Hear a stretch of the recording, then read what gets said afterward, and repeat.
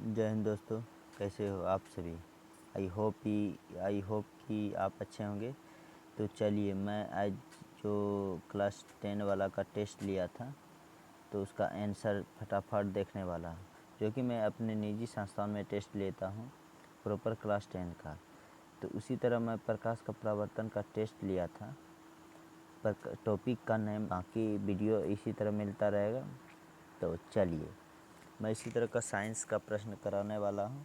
सभी का बारीकी से आंसर देखिएगा। आप कॉपी लेके पेन लेके मिलाते रहिएगा जो कि टेस्ट दिए हैं, या अन्यथा भी नहीं भी दिए तो कोई बात नहीं, इसका आंसर फटाफट देखिएगा आप। चलिए, इसमें सभी तरह का टाइम भी दिया गया था, 2 घंटा।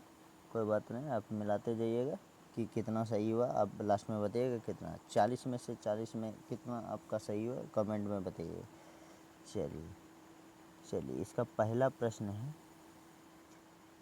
प्रश्न है कि गोलीय दर्पण के परावर्तक पृष्ठ की वृत्ताकार सीमा रेखा का व्यास कहलाता है। कोई देखिए, व्यास बीचे बीच रहता है ना बाबू, उसका क्या कहलाता है, गोलीय दर्पण का द्वारा।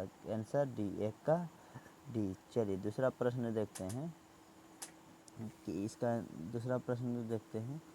इसका दिया है कि दंत विशेषज्ञ किस दर्पण का उपयोग मरीजों के दांत का बड़ा प्रतिबिंब देखने के लिए। देखिए, बड़ा प्रतिबिंब देखने के लिए तो आप उपयोग करते हैं अवतल दर्पण का। किसका अवतल दर्पण का। दांत डॉक्टर के रिलेटेड कोई भी प्रश्न पूछे ना, सीधा मारना अवतल दर्पण। क्या मारना है? अवतल दर्पण। चलिए, अगला 3 नंबर का आंसर देखते हैं कि यदि किसी बिंब का आवर्धन ऋणात्मक हो तो प्रतिबिंब की प्रकृति क्या होगी बाबू, बताइएगा।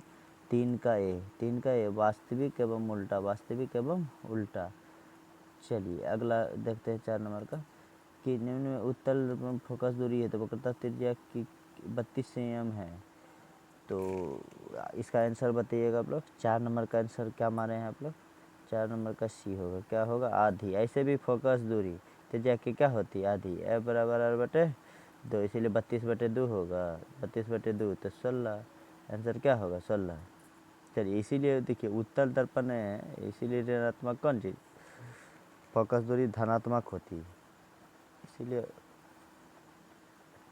चलिए, अगला प्रश्न है कि प्रकाश के परावर्तन के नियम से निर्धारित होता है। वही बात है कि परावर्तन के नियम से निर्धारित होता है क्या? आपतन कोण बराबर परावर्तन कोण। क्या होता है बाबू? आपतन कोण बराबर परावर्तन कोण। 5 नंबर का ए होगा। 5 नंबर का ए। चलिए, 6 नंबर, हवा या निर्वात में प्रकाश की चाल क्या होगी? हवा निर्वात में प्रकाश, आप लोग ध्यान से देखिएगा कि इसमें सीएम लगा हुआ है, इसमें मिलीमीटर, इसमें किलोमीटर। उसका आंसर होगा मीटर प्रति सेकेंड। 3 × 10⁻8 मीटर प्रति सेकेंड। चलिए, अगला प्रश्न देखते हैं कि प्रकाश किस तरंग का उदाहरण है। प्रकाश किस तरंग का उदाहरण है बाबू, बताइएगा आप लोग। कि प्रकाश विद्युतीय चुम्बकीय तरंग है। बताइएगा आप लोग कमेंट करके। प्रकाश कैसी कण है, बताइएगा। चलिए, अगला प्रश्न का उत्तर देखते हैं। प्रकाश के परावर्तन के कितने नियम? प्रकाश के परावर्तन के 2 नियम। चलिए, अगला प्रश्न कि किस दर्पण में बड़ा प्रतिबिंब बनता है। किसका? अभी तुरंत बताए। बड़ा प्रतिबिंब बोले ना, अवतल मारना। क्या मारना? अवतल। क्या मारना? अवतल। चलिए, अगला कि गोलीय दर्पण फोकसांतर एवं वक्रता त्रिज्या के बीच क्या संबंध है बाबू, बताइएगा। 10 का सी।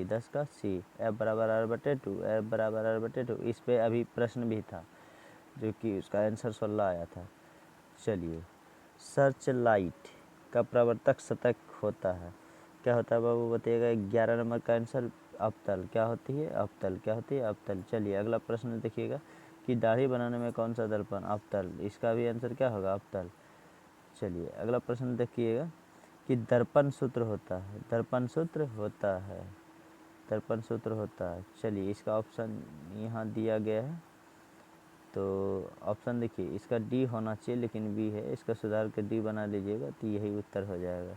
1 बराबर एफ बराबर 1/v प्लस 1/u। यही लेंस रहता ना, सिर्फ बीच में माइनस लगा देते हो, लेंस का बन जाता है। चलिए, अगला प्रश्न देखिएगा 14 नंबर का। किस दर्पण में केवल आभासी प्रतिबिंब बनता है? केवल आभासी की बात बोल रहा है। समतल एवं उत्तल दोनों में बन रहा है केवल आभासी। चलिए, 15 का देखिएगा। 15 का समतल दर्पण में प्रतिबिंब की प्रकृति कैसी होती है? कैसी होती है वो बताइएगा आप लोग। 15 का आभासी एवं बराबर, आभासित एवं बराबर यह। चलिए अगला देखते हैं। गोलीय दर्पण की फोकस दूरी की वक्रता त्रिज्या क्या होती है? 16 का आंसर देखिएगा।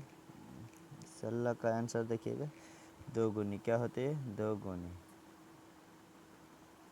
क्या होती है बाबू? 2 गुनी। चलिए अगला प्रश्न का आंसर देखिएगा फटाफट। तो किसी वस्तु का आवर्धित काल्पनिक प्रतिबिंब बनता है। 17 का आंसर देखिएगा अवतल दर्पण। क्या होता है? अवतल दर्पण से। चलिए 18 का प्रश्न देखिएगा। एक उत्तल दर्पण में बना प्रतिबिंब हमेशा होता है। क्या होता है बाबा? 18 नंबर का उत्तर बताइएगा काल्पनिक एवं ह्रासित। अगला उत्तर देखिएगा। आप लोग कन्फ्यूज होंगे, देखिए छोटा क्वेश्चन है लेकिन बार बार एग्जाम में पूछता है। तो 19 नंबर का आंसर क्या? ईंट है। ईंट है। ईंट परिभाषक, इसमें अपारदर्शक परिभाषी कुछ नहीं है, कोई नहीं। इसका आंसर डी होगा।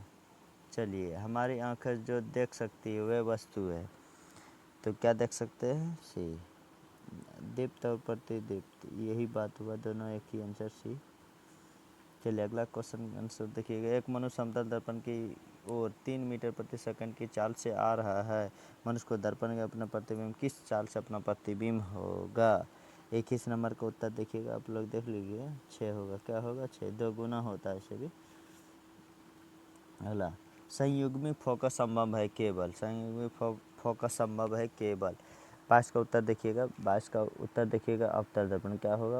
अवतल दर्पण।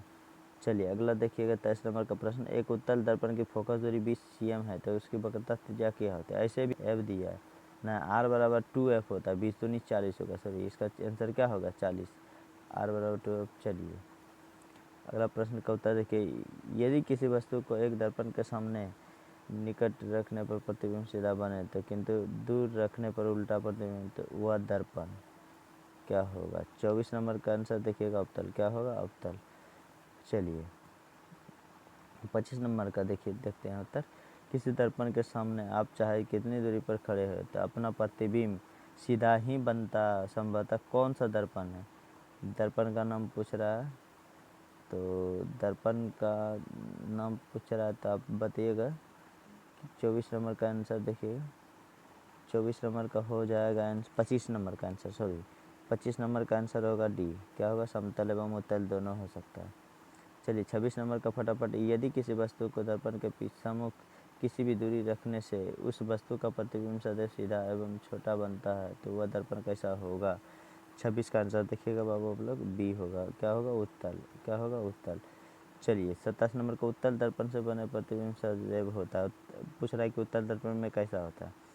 27 में सी, ध्रुव एवं फोकस के बीच। ध्रुव एवं फोकस के बीच।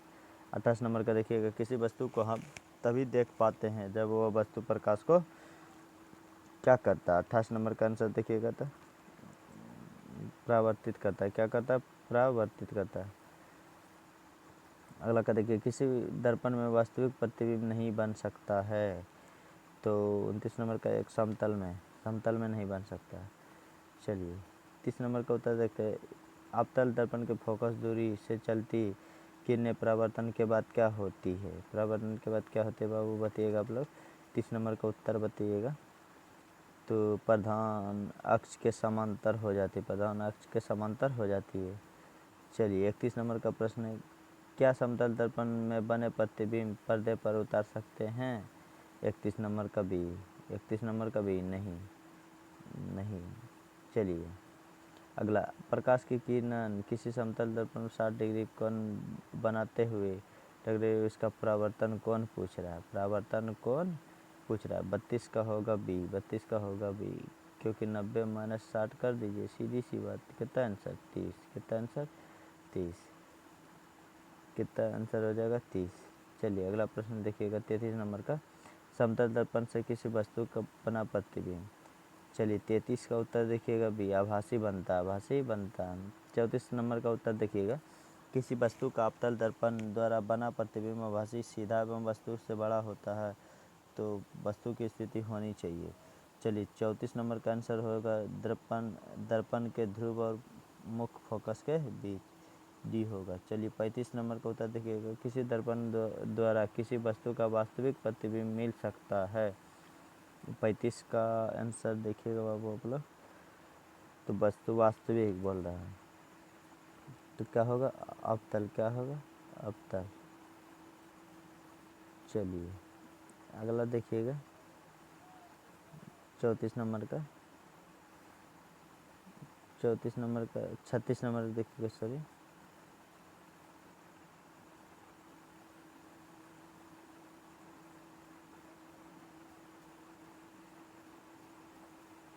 36 नंबर का उत्तर देखिएगा आप लोग कि उत्तल दर्पण द्वारा बना प्रतिबिंब होता है। 36 का हो जाएगा, ये हमेशा सीधा होता है। अब बताइएगा आप लोग कमेंट करके, अवतल का उल्टा, अवतल का उल्टा। चलिए अगला प्रश्न देखते हैं कि अवतल दर्पण में आवर्धित काल्पनिक प्रतिबिंब बनाने के लिए वस्तु कहाँ रखा जाता है। 37 का आंसर बी, फोकस के अंदर, फोकस के अंदर। चलिए अगला, एक गोलीय दर्पण द्वारा बने प्रतिबिंब ऋणात्मक होता है। ऋणात्मक मतलब बोल रहा है कि अवतल दर्पण से सेंस पे बात कर रहा है, तो 38 का उत्तर हो जाएगा, उल्टा होगा। क्या होगा, उल्टा। अगला बताइएगा, साइड मिरर के रूप में होता है, साइड मिरर के रूप में होता है। 39 का आंसर देखिएगा, ए, उत्तल लेंस, उत्तल लेंस। चलिए स्वर कुकर व्यवहार किया जाता है। 40 नंबर का अवतल दर्पण। चलिए लास्ट प्रश्न आपके लिए, कमेंट करके बताइएगा, कमेंट करके बताइएगा कि दाढ़ी बनाने में कौन सा अवतल का उपयोग होता है और सौर भट्टी में कौन सा दर्पण उपयोग होता है। ठीक है, तो आई होप कि आप टॉपिक को समझ गए होंगे। तो इस सब का आंसर आपको ये अगर दीदी चाहिए, सब प्रश्न अच्छा प्रश्न है, ये सब नज़रअंदाज मत कीजिए, ये सब प्रश्न अच्छा क्वेश्चन है, मस्ट भी आई है, वेलकम 2027 में पूछने की चांस है। बाकी बात, आपको वीडियो अच्छा लगा तो आप सब्सक्राइब करें, लाइक करें। तो मिलते हैं अगले वीडियो में, थैंक यू सो मच। चलिए मिलते हैं अगले वीडियो में, थैंक यू सो मच। इतना आज के लिए इतना ही रहने दीजिए। फिर से बता दो, चैनल को सब्सक्राइब कीजिए, टॉपिक को अच्छा लगा तो।